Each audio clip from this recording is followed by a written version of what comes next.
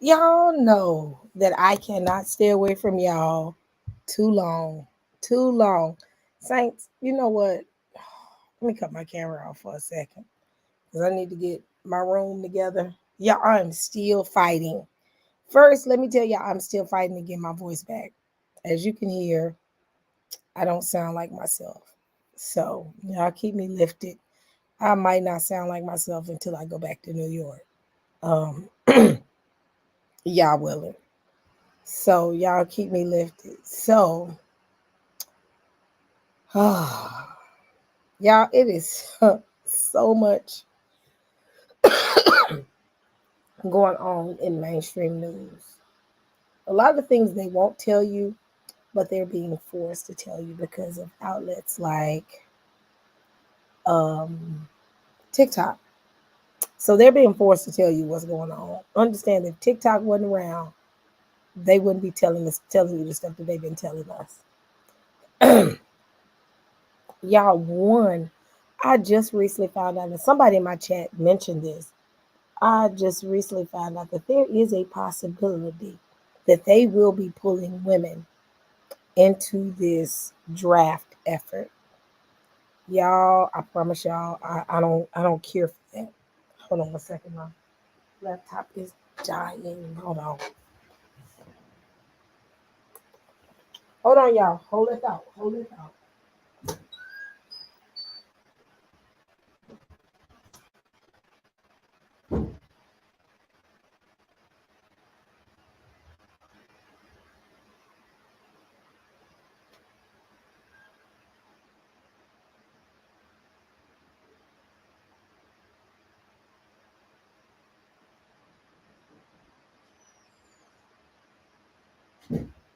All right, family. Here I come. My laptop about to die. Um, so they try to be slick with it and pull women into the draft. We'll go over that later on this week. But y'all, has so much going on. Another thing is, have you heard about the war cabinet for BB? BB's war cabinet is falling apart by the seams. I'm going to call out every single urban apologist that attacked us. Show me in prophecy. I'm calling them out, saints. I'm tired.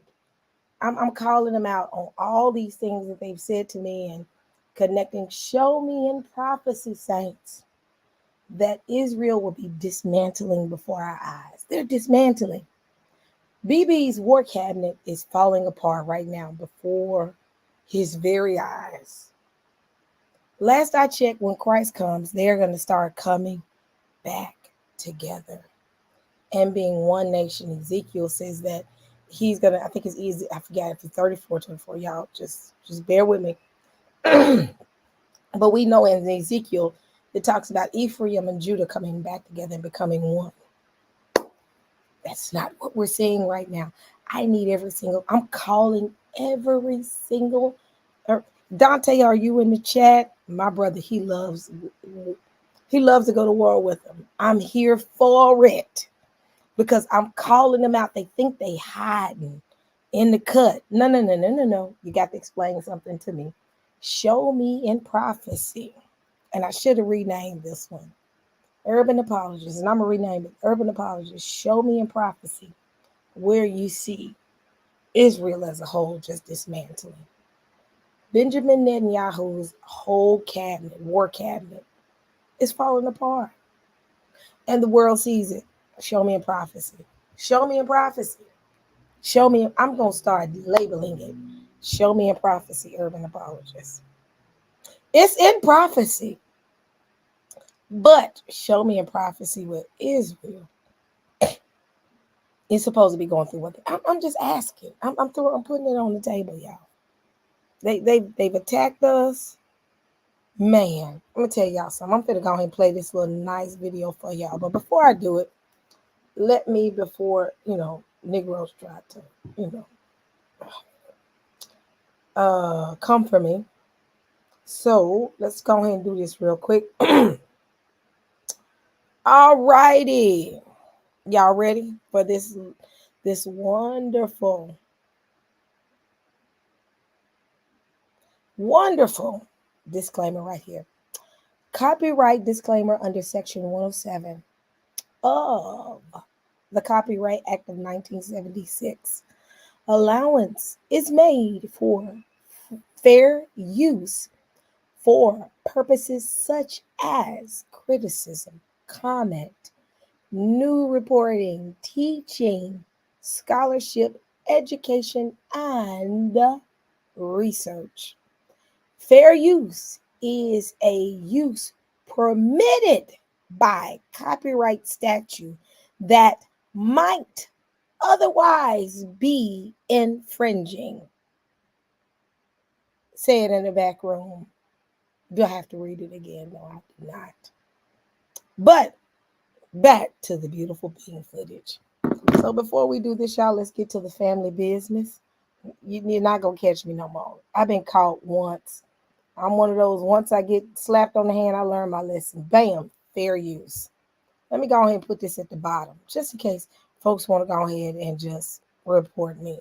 Fair use, fair use. Now, let's get back to business. Are we here for the business, family? Are we here for the business? Because the UA community attacked us. I'm talking about relentless attacks. I want them to show, and I'm calling them all out. Show me in eschatology. Show me in your end day prophecy what Israel will be dismantling as a community as a whole. I'll wait. I'll wait. Beautiful. Y'all know I love this. Y'all know I love this. I'm going to call them out. So let me go. You know, I have to do this ever so often. I have to, y'all. But before I start talking about all these news reports, I have to do that, the all call. All call. Now I'm done. I'm done. Now let's get back. Let's get back to what we've been getting ready to talk about. So the Hill. Let's go. You know what? I'm not supporting the Hill after they did what they did to Brianna. Have y'all heard about what they did to Brianna? The black woman on there, they fired her, baby. They let her go. She was fighting too hard, honey. They said, no, we got to let her go. Hold on one second. Because I got to watch it. Hold on. All right. I'm not supporting the Hill because of how they did our sis. Dirty work. Ain't that right? Ain't that dirty how they did her? That was dead wrong. They fired her. I'm talking about fired Brianna. I felt some kind of way. Felt some kind of way. So with that, I am not supporting at all the Hill. And I tell everybody, if you are subscribed to the Hill, unsubscribe. Unsub. I got another outlet I can utilize. Oh, here we go.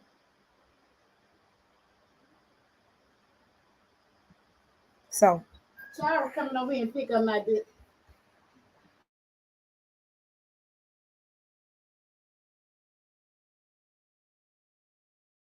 excuse me, good people. My mother bust in the room. Hold on.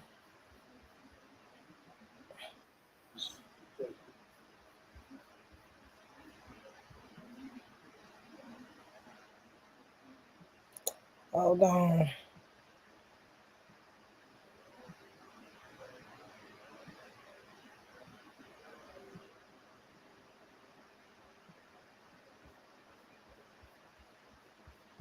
Hold on. Let me find the best news report. Oh, here we go.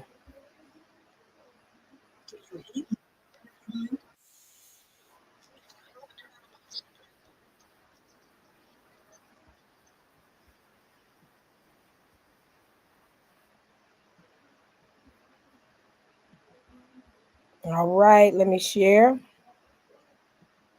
Y'all know I'm animated, so don't judge me. Y'all know I'm extra. So,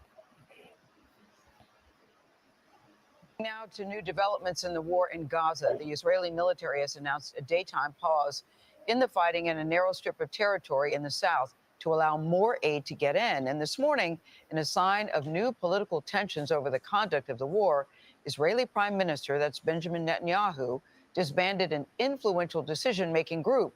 Chris Livesay has that part of the story.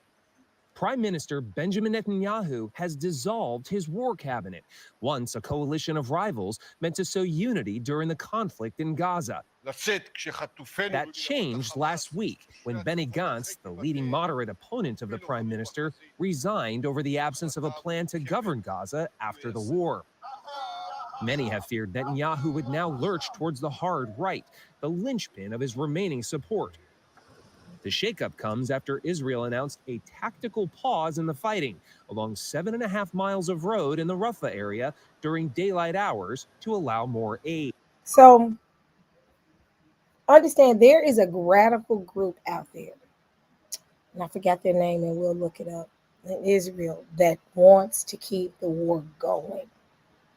It was reported a couple of days ago, a couple of weeks ago, about a week ago. There's a group that is what considered, I guess, what they consider to be right wing, and I think we saw videos of them that do not want to stop this war effort. They want to utterly destroy that particular, the Palestinians as a whole, from what I'm getting, per se, rumor has it, so that they can get full access to that land. So they don't want to stop.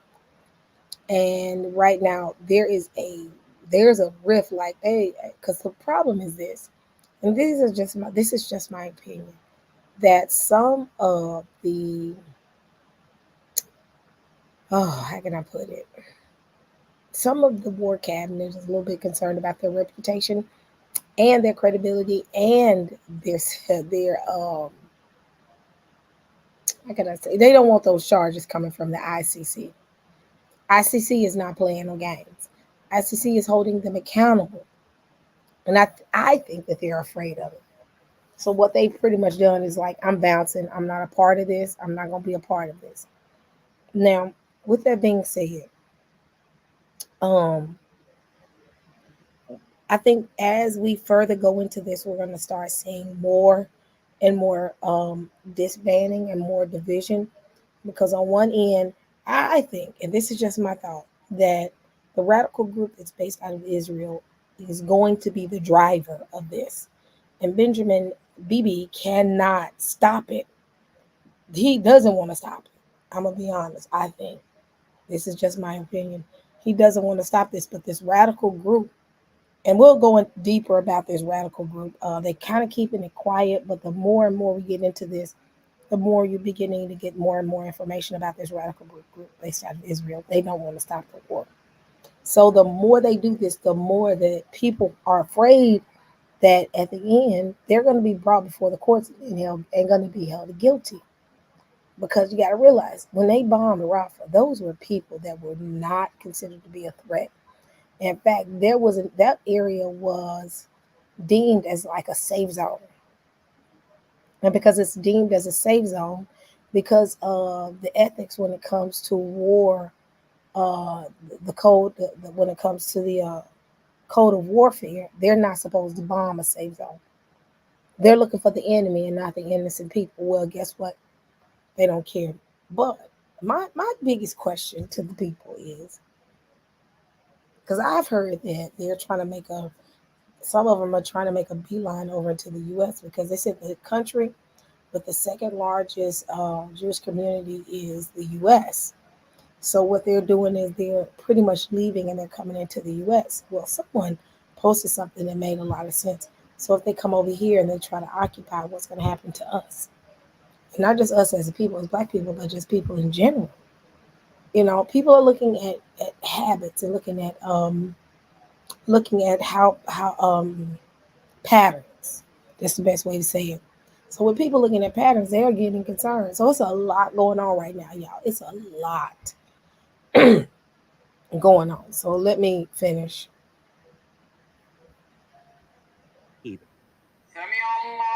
In Gaza and around the Muslim world, it's the Islamic holiday of Eid al-Adha.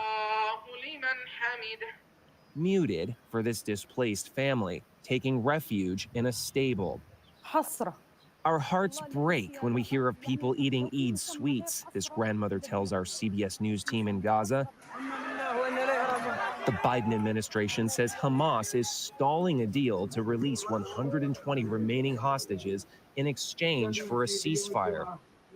But if this pause holds, it could at least address some of these overwhelming needs as Israeli forces pursue the remaining Hamas brigades in Rafah. In central Gaza, 9 people were killed overnight when a home was struck. Here, the tactical pause does not apply. The fighting goes on. Now, the war cabinet, now dissolved, was also built to bypass those far-right members of Benjamin Netanyahu's government. Well, sources tell CBS News those same far-right ministers will continue to stay outside of the day-to-day decision-making of the war. Gail? Chris Livesay reporting from Tel Aviv. We thank you.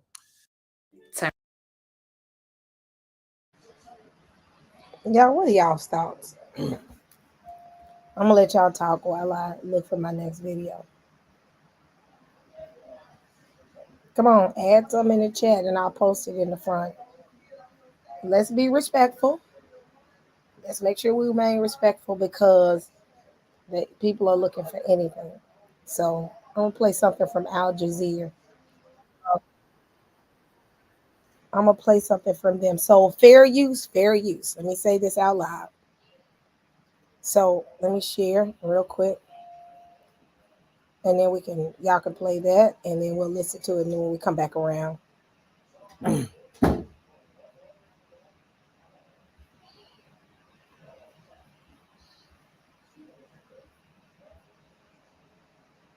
He formed after. Now, this is in reference to the same situation where Netanyahu war cabinet what are you doing, Rio? Yeah, I'm sorry. Dissolve war cabinet dissolution may escalate aggression in Gaza and Lebanon. So right now they're in a position where Hezbollah is coming at Israel. You got Lebanon, which is considered to be the Houthi. Is it? No, which one? Okay, I may be having it off. Which one is it? So the Yemenites or Yemen is attacking the U.S. and that's Houthi. Then you got Hezbollah, which is considered to be my brain, y'all. I'm having a moment. I think. Wait a minute, well, y'all. What is Hezbollah? My brain, y'all. I promise y'all. Today I am exhausted. So Hezbollah is so many different groups. Is it Lebanon? Hold on, y'all. You got so many different groups. Hold on. Yep, Hezbollah is Lebanon. Hezbollah is over in Israel cutting up. Then you got Yemen cutting up with the U.S., which is Houthi. Then not to mention you got Russia in the coast. So it is like off of the chain. Yeah, it's Lebanon, y'all. I'm sorry. I'm telling y'all, I'm tired. There's so many different groups. I knew it was Lebanon, but my brain had a little moment there. Y'all gonna let me have a brain burp for a second. But right now, the biggest concern is all these militant groups, they consider to be militant groups rising up. Because again, you got Houthi who's wreaking havoc on the U.S. right now through Yemen. They're saying that Houthi is being backed by Iran, which is causing the worst fighting that the U.S. has ever seen since World War II. And then you got Hezbollah, who has pretty much learned how to go around the Iron Dome. They create so much havoc in and it's so much things. Somebody said it's like Donkey Kong. It is. It's like every single barrel they drop down, it gets worse and worse. So I'll play this video for y'all. after the October 7 attacks. It's a move that was widely expected. Now, Benjamin Netanyahu says that he may create another group for limited consultation on sensitive issues. The announcement comes just over a week after Benny Gantz quit the cabinet. Let's cross over to Bernard Smith, who's in Amman. The Israeli government has banned Al Jazeera. That's why we're reporting now from the Jordanian capital on news lines coming out of Israel. So the war cabinet dissolved, Bernard. I suppose, really, what happens next? Well, this cabinet was instigated originally in the days after October the 7th to try and show this idea of national unity in an emergency government.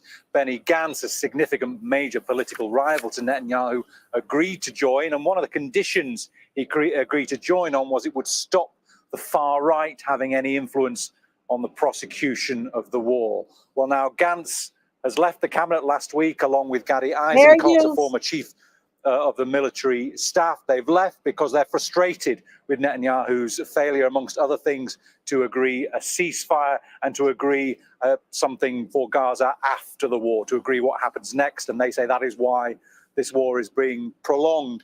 It means now then that the far right, Itamar Ben-Gvir and Bezalel Smotrich, those two ministers keeping Netanyahu in power, were agitating to join this war cabinet in their stead of Gantz and Eisenkot. So it seems the Israeli media is reporting that Netanyahu's decided just to disband this cabinet so that the far right can't join it, and any future political decisions on the prosecution of the war he'll take ad hoc with other advisors or maybe with the national security minister, something like that. So Bernard Smith, therefore, is in Amman in Jordan. And just a reminder that the Israeli government has banned Al Jazeera from operating in Israel. That's why we're reporting from neighbouring Jordan. Eylon Lial is a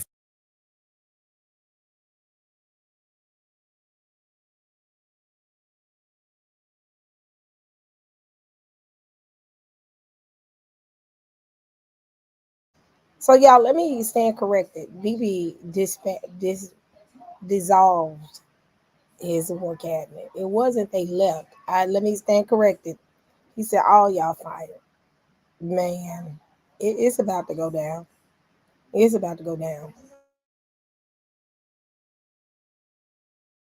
former director of Israel's foreign ministry and served as the Israeli ambassador to South Africa, and joins us now live from Tel Aviv. Mr. Lial, good to have you with us on the programme. Thanks for your time. Can I just get your reaction to the war cabinet being dissolved and what might come next? Yeah, I think there is quite a change as a result. As your correspondent from Jordan reported, we have the two extreme right-wing ministers now in the decision-making regarding the war. It will push Netanyahu further into more aggressive action, I think, both in Gaza and in Lebanon. So I see it as a negative move or as a destructive move because Gantz and Eisenkot injected some reason into the war cabinet. We shall see what happens, certainly in the coming hours, when it comes to what comes after this war cabinet. But you just touched upon Lebanon. So let's pivot to the northern borders of Israel. The fighting continues between Israel and factions of Hezbollah. How concerned are Israel, do you think, right now? Because they are focusing their attention to the north. Yes, I think the important change of the last week is that Israel sees now the Lebanese front as having a life of its own. I think most of the commentators here said that once we'll end fighting in Gaza, there'll be no more rockets from Lebanon. But I think now there is an open account with Lebanon that stands on its own. I think the population of the north is not going to go back to their homes unless the security situation in the north will basically change. And this needs a military operation, maybe including a ground operation of the Israeli army. So I think the eyes are mostly to the north, especially the feeling is that the Rafah operation is close to its end. If it is close or coming to an end, certainly in Rafah and maybe in certain parts of Gaza for the Israeli military and therefore for the Israeli government, how does having a known but new foe in the north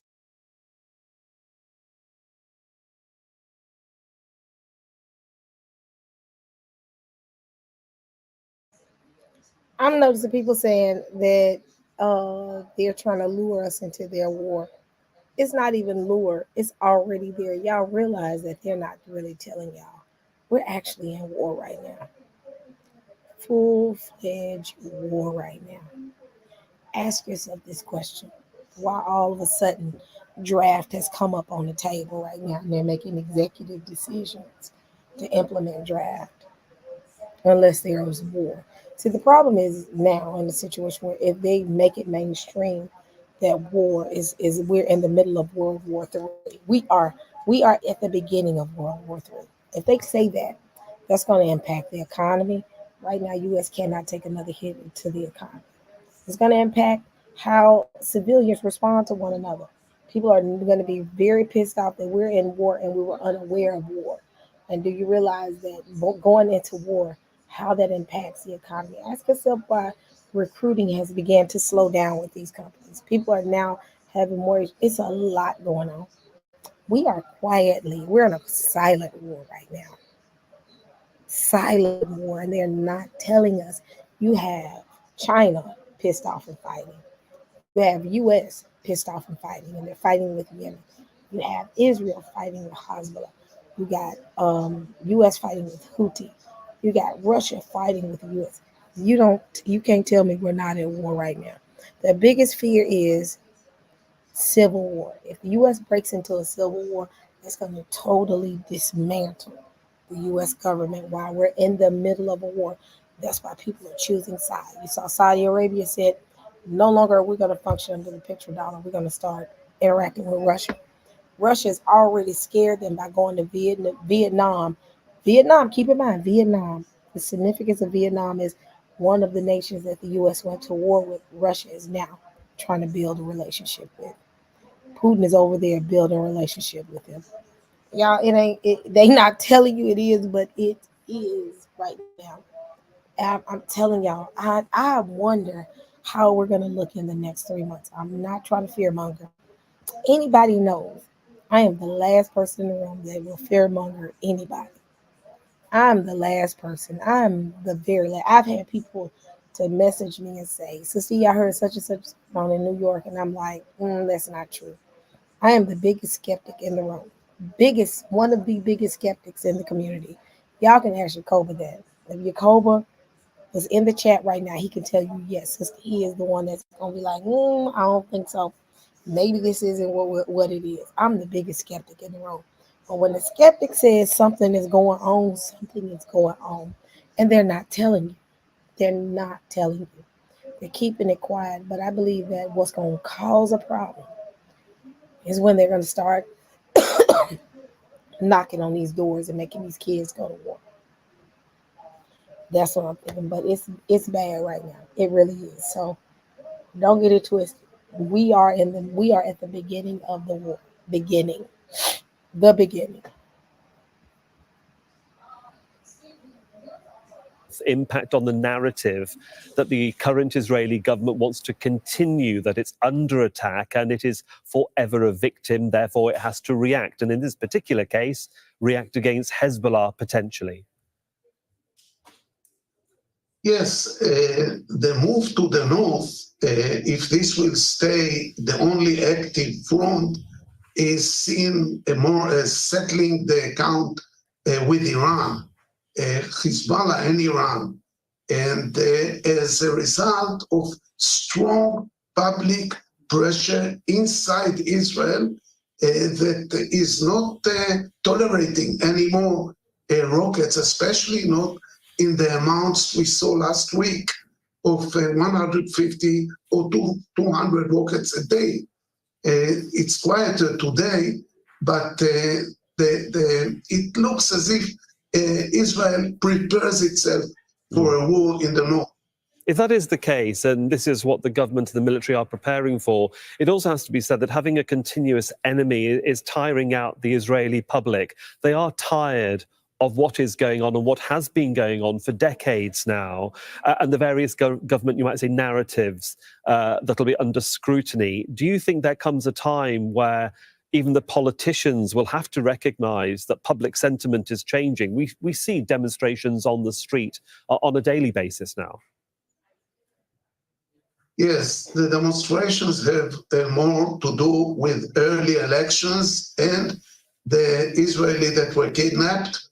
I think at the moment, the fact that we have about 100,000 Israelis as refugees is very costly politically to the government. I don't think the Israeli government can live with it politically. This is causing a political damage of its own. And I think the Israeli public wants to see the Galilee functioning again.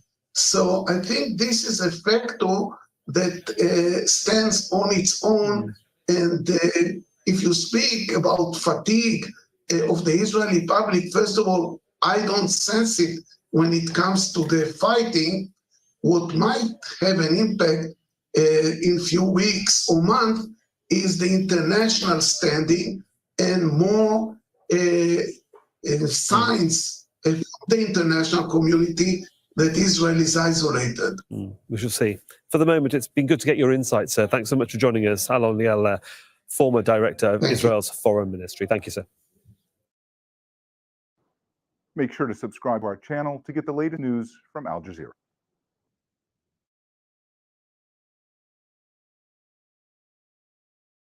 If you're a business owner, then animated explainer videos are the best way to capture attention, get more followers, and drive more sales. They're engaging to watch, super shareable, convert better, and make you feel like you're watching a Pixar movie, which is why they're used by massive brands like Google. Hi, I'm Steve Clemens, and I have a question. The Biden administration. Y'all, fair use. Let me scream fair use again. Fair use, fair use. So,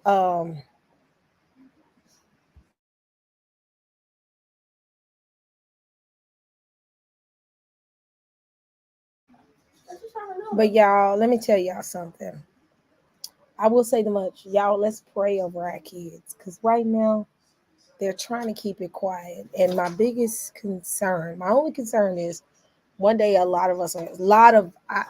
what, I bind that in the name of, that's what you're playing in the background.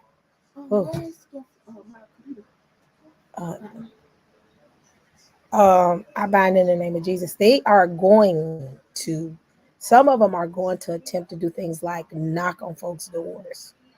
Because if you understand what drafting is, they look for your most recent address and they knock on your door and say, hey, your child has been called out to be a part of the war. And then, yeah, we are in war, folks. They'll never tell us until it's the whole concept of the frog in the water. They'll never throw the frog in the water when the water is boiling. What they'll do is put the frog in the water before it starts boiling, turn the heat up, and the frog will be totally unaware that it is boiling. Now, what happened is, as the temperature is rising, the frog will still sit there. And by the time the frog is aware that the water is boiling, the frog will be dead. And that's what they're doing. We are frogs in lukewarm water right now. Lukewarm water. We don't know. Some of us are not aware. I'm aware, y'all are aware, but some are frogs in lukewarm water. We're going to churches and we're shouting all day. We're going to work every day like everything's fine. These ministers are not giving us true words, but they're giving us the words of making us feel good and comfy in a time of season where we need to be prayed up and we need to have we need to be alert. Some of these pastors ain't out here doing that. They're not doing it. They don't want us to pull back from their collection plate.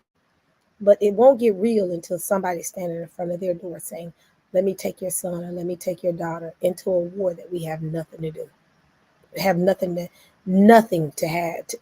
to do with. And that's crazy. We sit cozy and comfortable in these churches, listening to these seminars, listening to all these things and just, excellence in this. Y'all don't realize that right now they're pleasing us to keep us asleep and keep us quiet. They trying to please us to make us quiet. And those that are alerted and saying, y'all watch and be aware, are considered to be crazies, considered to be nutcases.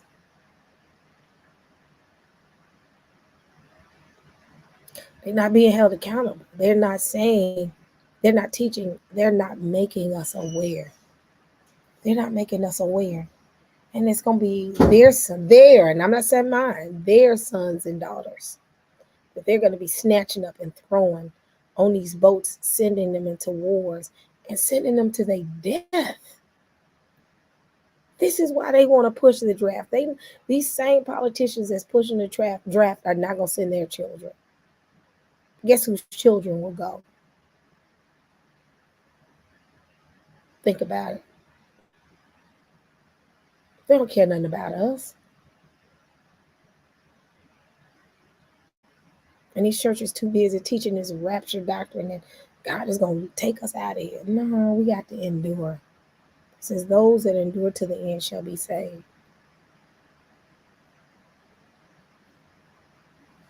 And it's sad and it's so sad that people are oblivious of what's to come. They're talking about drafting our children, y'all.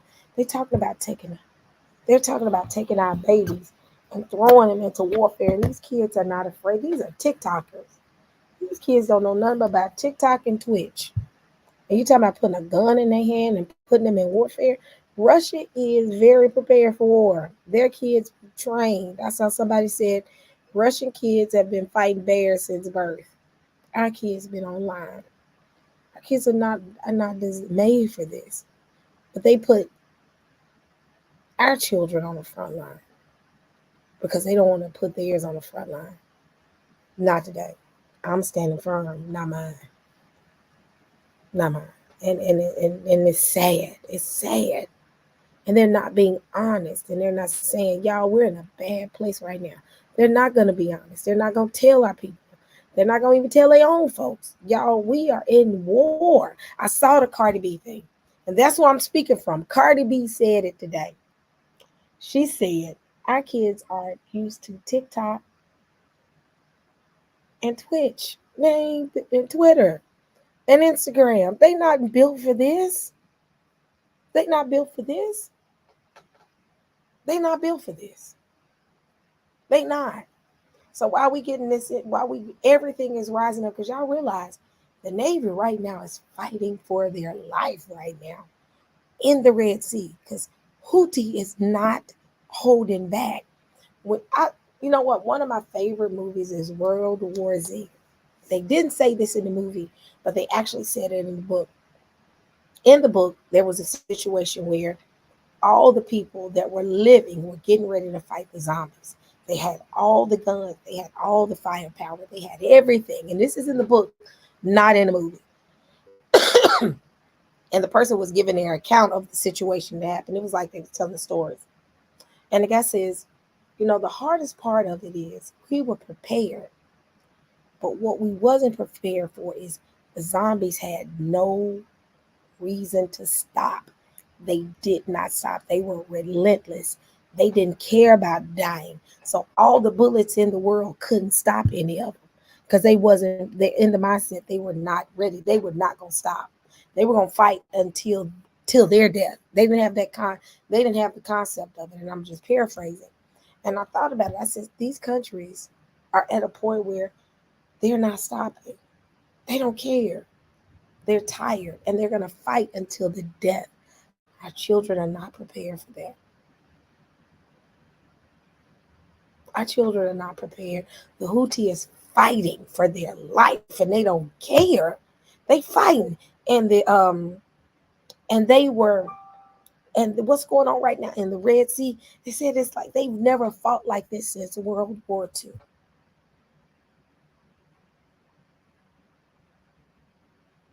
They can't understand why, because the U.S. again was thinking, they'll stop eventually.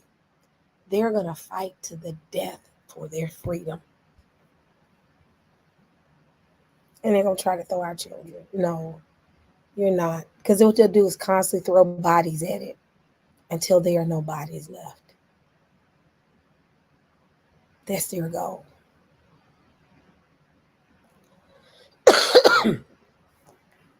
I'm going to play one video and then I'm getting ready to go to let y'all see how real this is right now.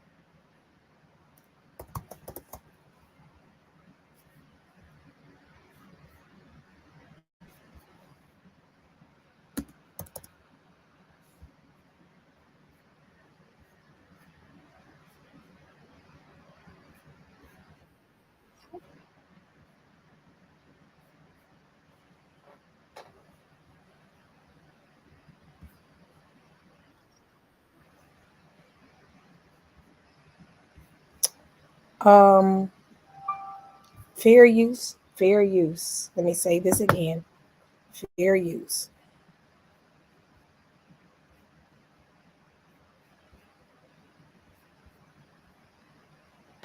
I'm on the deck of the USS Laboon. This is a guided missile destroyer that's part of that US-led mission to counter the attacks by Yemen's Houthi rebels on commercial shipping over the Israel-Hamas war in the Gaza Strip. Now, the Laboon has been here for months. It's escorted American ships and other ships through the Red Sea, the Bab el-Mandeb Strait, and through the Gulf of Aden. Now, they say they've seen the Houthis launch ballistic missiles, cruise missiles, and drones. They've had to launch missiles and use other defenses to defend themselves and defend the shipping that's moving through here. But as you can hear on this quiet deck, this typically bustling Red Sea corridor is devoid of commercial ships. Traffic has dropped dramatically through the Suez Canal, which has taken a lot of revenue away from Egypt. And as of right now, the U.S. is continuing airstrikes and continuing to knock down these Houthi weapons that get fired. The rebels are continuing their fight, and this conflict goes on.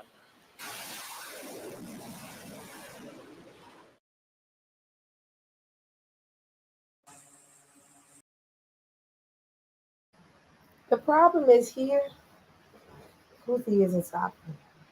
And what I'm hearing is the Houthi is getting weapons from Iran. If you have a bit of desire and drive, and then they supply you with the tools, you can do anything. And this is what's going on. These countries are tired.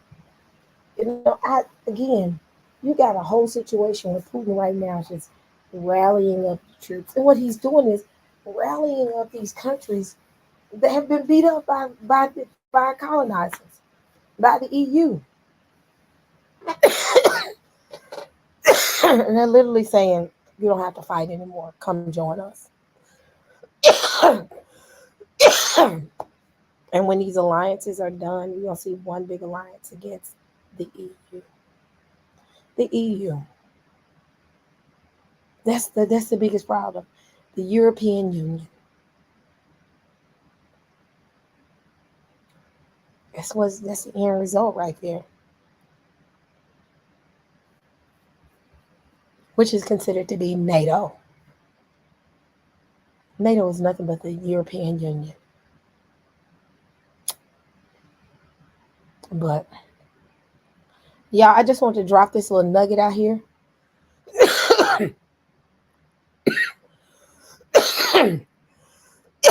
I can't really do anything tonight because I got some stuff I got to do for work, but I didn't want to let the video by